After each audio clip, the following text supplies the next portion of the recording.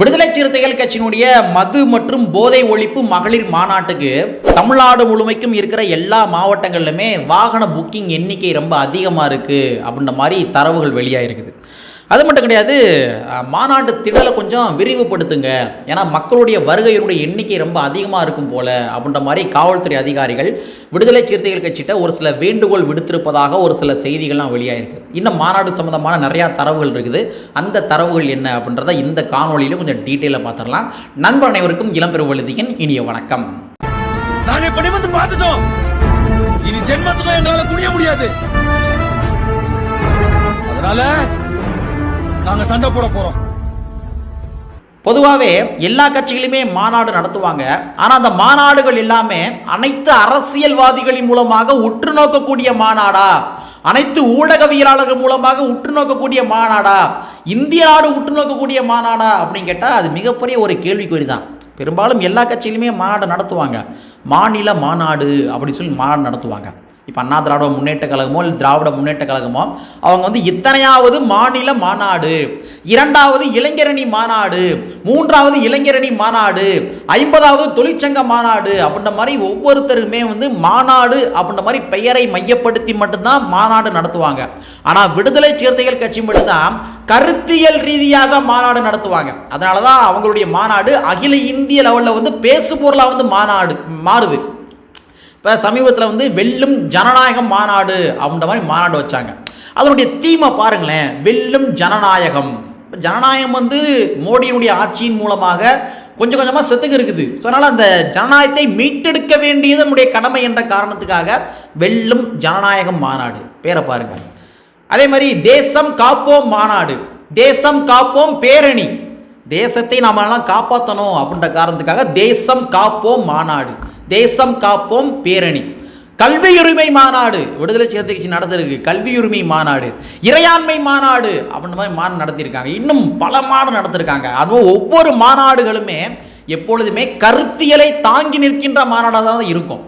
நான் சொன்ன மாதிரி நீங்கள் என்ன இந்த கட்சியும் எடுத்துங்களேன், அவங்க எத்தனையாவது மாநில மாநாடுன்னு நடத்துவாங்க. ஆனால் விடுதலை சிறுத்தை கட்சியை மாதிரி கருத்தியலை தாங்கி நிற்கின்ற மாநாடு நடத்த மாட்டாங்க. ஸோ அதனால தான் அகில இந்திய அளவில் விடுதலை சிறுத்தை கட்சியினுடைய மாநாடு வந்து பேசு பொருளாக மாறுது. இப்போ கூட மது மற்றும் போதை ஒழிப்பு மகளிர் மாநாடு, மகளிர் மூலமாக மது மற்றும் போதைகளை ஒழிக்க வேண்டும் என்ற காரணத்துக்காக ஒரு மாநாடு நடத்துகிறாரு. ஸோ அதனால தான் அகில இந்திய அளவில் பேசு பொருளாக வந்து மாறுது. நீங்கள் நினைப்பீங்க என்னடா சும்மா அடிச்சு விட்றியா, என்ன உட்டாலங்கடி விட்றியான்னு கேட்பீங்க. இல்லை, கண்டிப்பான முறையில் கிடையாது. தேசம் காப்போம் அப்படின்னு சொல்லி ஒரு பேரணி நடத்தினாங்க தெரியுமா? அந்த பேரணியில் உளவுத்துறை எச்சரித்தது எவ்வளோன்னு பார்த்தோம்னா ஒரு 5 லட்சம் நபர்கள் வருவாங்கன்னா அவங்க வந்து அசியூம் பண்ணாங்க. ஆனால் அந்த மாநாடு அந்த பேரணிக்கு வந்த மொத்த மக்கள் தூடைய எண்ணிக்கை எவ்வளோன்னு பார்த்தோம்னா 14 லட்சம். இந்த திருச்சியில் வந்து அந்த பேரணி நடந்துச்சு. அதாவது திருச்சி இந்த பைபாஸ் சாலையிலேருந்து உள்ளுக்குள்ள ஒரு ஏரியா இருக்குது. அந்த ஏரியா ஜாயிண்ட் ஆகிற வரைக்கும் மக்களுடைய வெள்ளங்கள், எங்கிட்ட பார்த்தாலும் வெறும் தலை தான். அவ்வளோ பெரிய ஒரு பேரணி. எந்த ஒரு அரசியல் கட்சி தலைவர்களுமே அந்த மாதிரி பேரணியை நடத்தியிருக்க மாட்டாங்க. இந்திய நாடே திரும்பி பார்த்துச்சு. எல்லாம் வந்து அனலைஸ் பண்ணாங்க, எப்படி இத்தனை மக்கள் திரண்டாங்க அப்படின்ற மாதிரி அனலைஸ் பண்ணாங்க.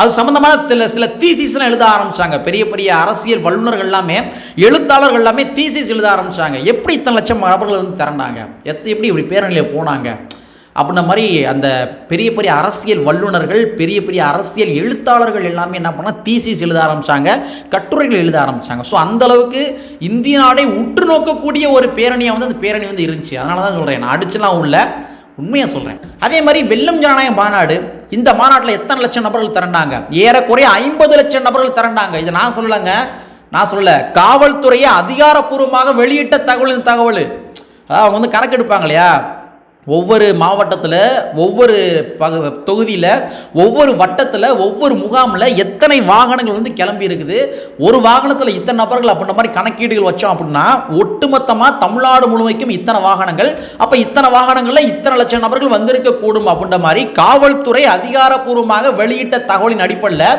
வெல்லும் ஜனநாயக மாநாட்டுக்கு 50 லட்சம் நபர்கள். நான் சொன்ன மாதிரி ஆல்ரெடி இந்த பேரணிக்கு நான் சொன்ன மாதிரி இந்த மாநாட்டுக்கு கூட நிறையா அரசியல் வல்லுநர்கள் எல்லாமே அனலைட்டிக்கெல்லாம் பண்ணிக்கிருக்கிறாங்க. எப்படி இத்தனை பேர் திரண்டாங்க? ஒரு மனுஷன் ஒரு அறைக்கோள் கொடுக்குறாரு, கொடுத்தனே வந்து பணம் கொடுக்கல, குவார்டர் கொடுக்கல, சாப்பாடு கொடுக்கல, எதுவுமே கொடுக்கல. அவன் சோத்தெல்லாம் கட்டிக்கிட்டு மாட்டுக்கு வந்து மாநாடுக்கு வந்து போகிறானே, எப்படி சாத்தியப்பட்டுச்சு? எப்படி இந்த மனுஷன் யார்? இந்த மனுஷனுடைய ஒற்றை குரலுக்கு எப்படி இத்தனை லட்சம் நபர்கள் திரண்டாங்க? அப்படின்ற மாதிரி ஒவ்வொரு அரசியல் வல்லுநர்கள் எல்லாமே அனலிட்டிக்கல் பண்ண ஆரம்பித்தாங்க, தீசிஸ் எழுத ஆரம்பித்தாங்க. எல்லாமே வந்து அந்த ஒற்றை மனிதர், திருமாவளவன் என்று சொல்லப்படுகின்ற அந்த ஒற்றை மனிதர், அந்த மனிதனுடைய குரலுக்காக தான் இத்தனை லட்சம் நபர்கள் திரண்டாங்க. சரி, இதெல்லாம் ஒரு பக்கம் இருக்கட்டும். இதெல்லாம் எதற்காக சொல்கிறேன் அப்படின்னா, திருமாவளவன் வந்து ஒரு மாநாடு நடத்துகிறார் அப்படின்னா அவர் அரசியல் நோக்கத்துக்காக நடத்த மாட்டார். அரசியல் நோக்கத்துக்காக நடத்துகிறதா இருந்தால் ரொம்ப சிம்பிளாக வந்து மாநில மாநாடு அப்படின்னு அறிவிச்சிட்டு போய்கிட்டே இருக்கலாம். எப்பா இந்த மாதிரி நான் மாநில மாநாடு வச்சுருக்கேன்ப்பா, நீங்களாம் வந்துருங்கப்பா அப்படின்னு அறிவிச்சிட்டு போய்கிட்டே இருக்கலாம். ஆனால் ஒவ்வொரு மாநாட்டுக்குமே கருத்தியலை வச்சு தான் மாநாடு நடத்துவார். கருத்தியலை தாங்கி நிற்கின்ற மாநாடு திருமாவருடைய மாநாடு. சரிங்களா? சரி, இதெல்லாம் ஒரு பக்கம் இருக்கட்டும். ஸோ இந்த மது மற்றும் போதை ஒழிப்பு மகளிர் மாநாட்டுக்கு எத்தனை லட்சம் நபர்கள் வருவாங்க அப்படின்ற மாதிரி உளவு பிரிவுகள் வந்து ஒரு சில ரிப்போர்ட்லாம் கொடுத்துருக்காங்க. அதுவும் எப்படி கொடுத்துருக்காங்க அப்படின்னா, ஒரு மாவட்டம், அந்த மாவட்டத்துக்குள்ளே எத்தனை தொகுதிகள், அந்த தொகுதிக்குள்ளே எத்தனை பகுதிகள், அந்த பகுதிக்குள்ளே எத்தனை வட்டங்கள், முகாம்கள், ஒன்றியங்கள், இதெல்லாமே கணக்கீடுகள் பண்ணி ஒவ்வொரு பொறுப்பாளர்கள்ட்டுமே வந்து லிஸ்ட்டு வாங்குவாங்க இல்லையா? உங்கள் பகுதியில் வந்து எத்தனை வாகனங்கள் கிளம்புது அப்படின்னு லிஸ்ட்டு வாங்குவாங்க இல்லையா? அந்த லிஸ்ட்டின் அடிப்படையில் கணக்கீடுகள் செஞ்சு மொத்தமாக இந்த மது மற்றும் போதை ஒழிப்பு மகளிர் மாநாட்டுக்கு ஏறக்குறைய 8 லட்சம் நபர்கள் திரளுவாங்க அப்படின்ற மாதிரி குத்து மதிப்பாக ஒரு அசியூம் பண்ணி என்ன பண்ணியிருக்காங்க, உளவுத்துறை ரிப்போர்ட் கொடுத்துருக்காங்க. ஸோ ஆக மொத்தத்தில் இந்த மாநாட்டுக்கு ஏறக்குறைய 8 லட்சம் நபர்கள் திரளுவதற்கான வாய்ப்புகள் இருக்குது அப்படின்ற மாதிரி உளவுத்துறை வந்து ரிப்போர்ட் கொடுத்துருக்காங்க. ஸோ அதன் அடிப்படையில் தான் இந்த மாநாட்டு திரளை கொஞ்சம் விரிவுபடுத்தணும் அப்படின்ற மாதிரி கூட காவல்துறை வேண்டுகோள் விடுத்திருப்பதாக ஒரு சில செய்திகள்லாம் வெளியாகிருக்குது. சரி, இந்த மாநாட்டுக்கு பின்னாடி என்ன அரசியல் ஒளிஞ்சிருக்கு அப்படின்னா, இந்த மாநாட்டுக்கு பின்னாடி ஒரு அரசியலும் கிடையாது. ரொம்ப சிம்பிளாக சொல்கிறது அதுதான்.